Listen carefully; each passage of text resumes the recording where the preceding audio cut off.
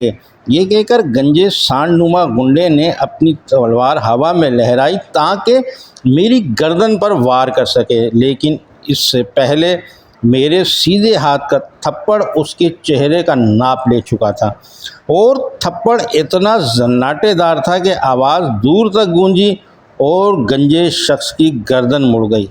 گنجا شخص اپنی مڑی ہوئی گردن کے ساتھ زمین پر ڈھیر ہو گیا اور پھر نہ اٹھ سکا۔ گنجے سانڈ نما شخص کو یوں گرتے دیکھ کر اس کے ساتھ کھڑے 4 گنڈے اور ان کے پیچھے کھڑے خان کے گنڈے پریشان ہو گئے۔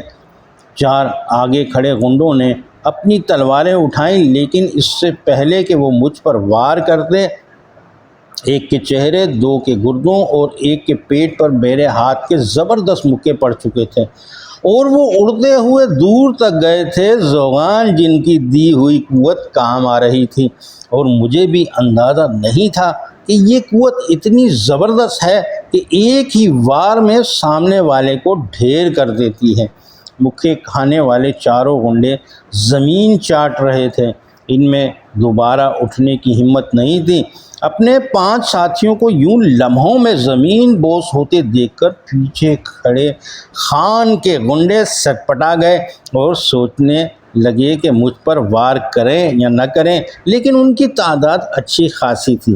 وہ سب ایک ساتھ آگے بڑھنے لگے اور میں سوچنے لگا کہ مجھے اب کیا کرنا چاہیے، ان کا مقابلہ کس طرح کرنا چاہیے، کیونکہ میں نہیں چاہتا تھا بوڑھے آنند، سلمان، روی اور کمار کو کوئی نقصان پہنچے۔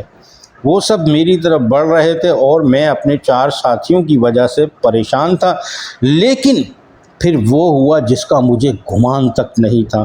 ایک نقاب پوش لڑکی ہوا میں اڑتی ہوئی نمودار ہوئی، اس کے ہاتھ میں 2 دھاری تلوار صاف نظر آ رہی تھی۔ وہ خان کے گنڈوں پر ٹوٹ پڑی، اور پھر میں نے اس نقاب پوش لڑکی کی تلوار کا کمال دیکھا۔ وہ جس طرح کلا بازیاں کھا کر اور ہوا میں اڑ اڑ کر خان کے گنڈوں کا صفایا کر رہی تھی، اس سے پتہ چل رہا تھا کہ وہ زبردست فائٹر ہے اور اس نے جوڈو کراٹے کی ٹریننگ لی ہوئی ہے۔ اور پھر جب اس کے ساتھ میں بھی میدان میں کودا تو ان گنڈوں کے خنجر، تلواریں اور بھالے سب دھرے کے دھرے رہ گئے۔ وہ سب زخمی ہو کر زمین پر گرنے لگے۔ میرا ایک ہاتھ جس گنڈے پر پڑتا تھا وہ زمین سے دوبارہ نہیں اٹھتا تھا۔